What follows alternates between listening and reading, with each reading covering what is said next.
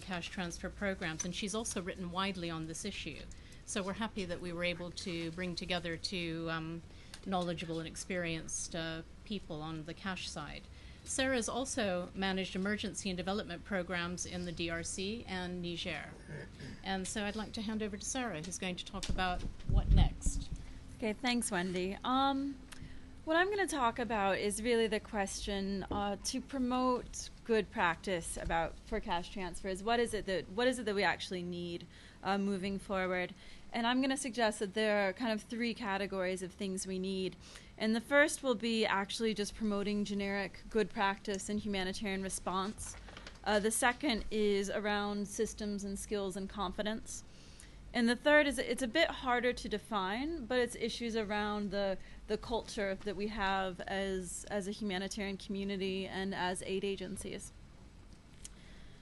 So taking the first one, and this is not specific to cash transfer programming, but we need to promote generic good practice and humanitarian response. And there's this tendency, as has really been mentioned throughout this, to take cash transfers and look at them in isolation, as if they're their own ball of wax there, when actually a lot of the good practices related to cash transfer programming aren't really specific to cash and vouchers. They're quite generic. And this was a bit of a challenge when we were doing the good practice review, because what do you put in there when so many of these things link into general good practice?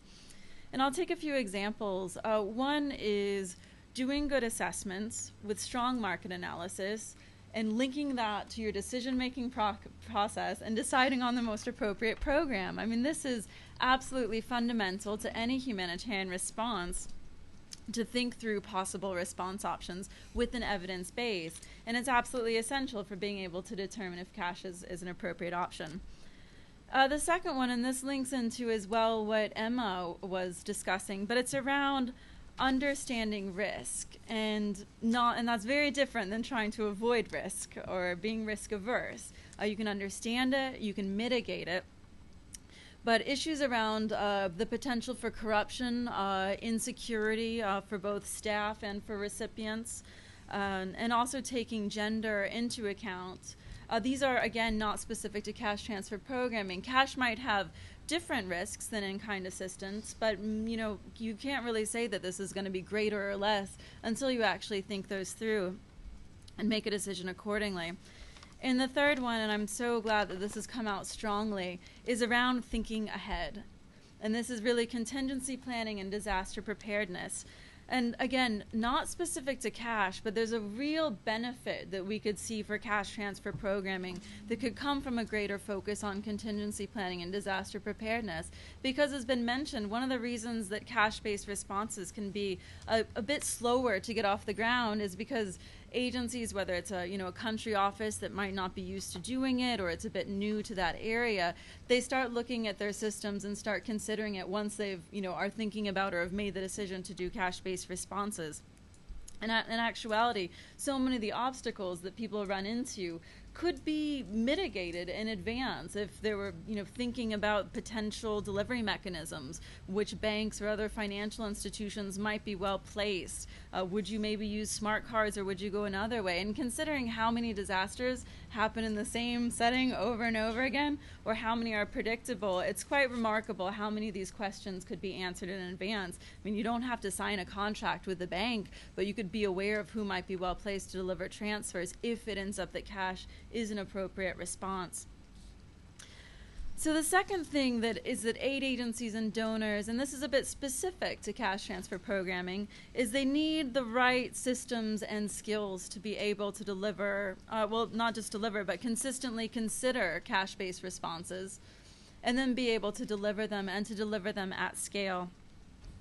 And this is where I think initiatives that ECHO is supporting for WFP and others, and CALP have a role to play, but it's also a bit larger than that, because some of this is around confidence. I mean, there is the issue around systems and skills, and those do need to be there. But what we see as well is a bit of a need for people to have the confidence to make these big decisions and to stand up and say, I'm willing to take forward. Cash is seen as a bit exceptional, and a need to defend it and fight for it and take it forward. And so that has to do with, kind of tying into this third issue, which is what we need moving forward. It's around the humanitarian culture. And I use that term a bit loosely, but we need an environment that provides the incentives to consistently consider the most appropriate response. And that's doing the good assessments, and that's doing the response analysis. And that response might end up being cash, vouchers, in-kind assistance, a combination of both. But if that incentive isn't in place to reward that thinking through and for those programs to be funded, then there's not necessarily the incentive to not just sort of push the in-kind assistance button and move forward quickly with that. As also has been mentioned, we need to get beyond stereotypes about cash transfer program, whether these are good or bad. I mean, you often do see, cash transfers can be an empowering form of assistance that provide choice, and they're flexible. So you see some good, kind of generic statements about cash, and then you see sort of the other side of the coin can be, well, a bit of the what if, the kind of fears around where cash might, how cash might be spent. But that needs to be relatively set aside in favor of context-specific evidence, going back to understanding the context and doing a decision-making process. And here's where, while I think for the DFID review was extremely important to have cash transfers considered, part of me was I think we need to be careful about putting cash transfers and innovation in the same sentence.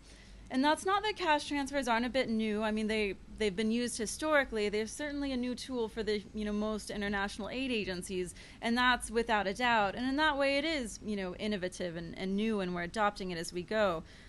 But the term innovation, it almost seems something cutting edge and exceptional that maybe we'll all get to at some point. And I think we should see cash transfers as being logical.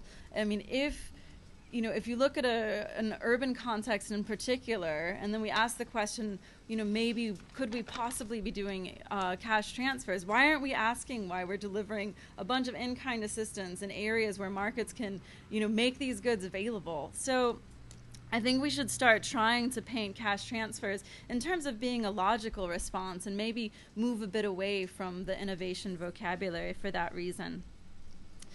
And it's already been mentioned that sort of around attitudes and sort of a bit of a discomfort about letting go of some of our control as aid agencies, as humanitarian providers.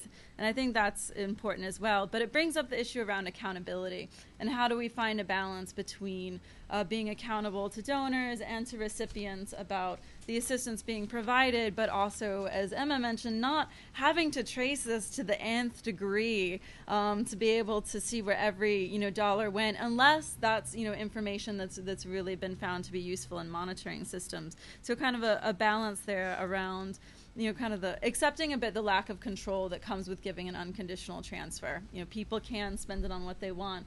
And sometimes I'm concerned that decisions to make vouchers or to use vouchers are sort of the middle ground. We'll give people cash, but now we can determine what they spend it on. And sometimes vouchers are completely appropriate, so I'm not saying this against them. But they should be used because they're the most appropriate response in that time, and not because you have a mandate around agricultural goods, and so therefore you're giving vouchers for seed assistance. So, a bit of a loop there.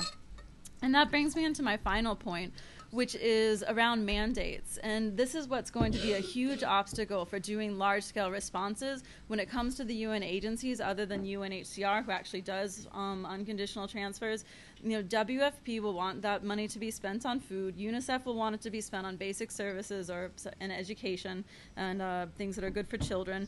And then FAO will want it to be spent on, food on agricultural items. So, why haven't we not yet seen, basically, in consolidated humanitarian appeals, and if anyone's seen it, please bring it up in the discussion, where is FAO, UNICEF, and WFP getting together to deliver an unconditional transfer where it's appropriate?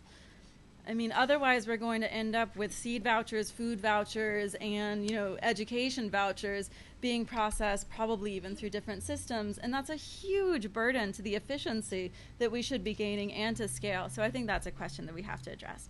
So I'll conclude there. and just say, I really think there's room for more learning and more evidence, and that these initiatives are quite important. We also need to keep in mind some of the cultural issues and the system issues that are also obstacles to doing more cash transfer programming. Thank you. Thank you, Sarah. Let's give our panelists a hand, because I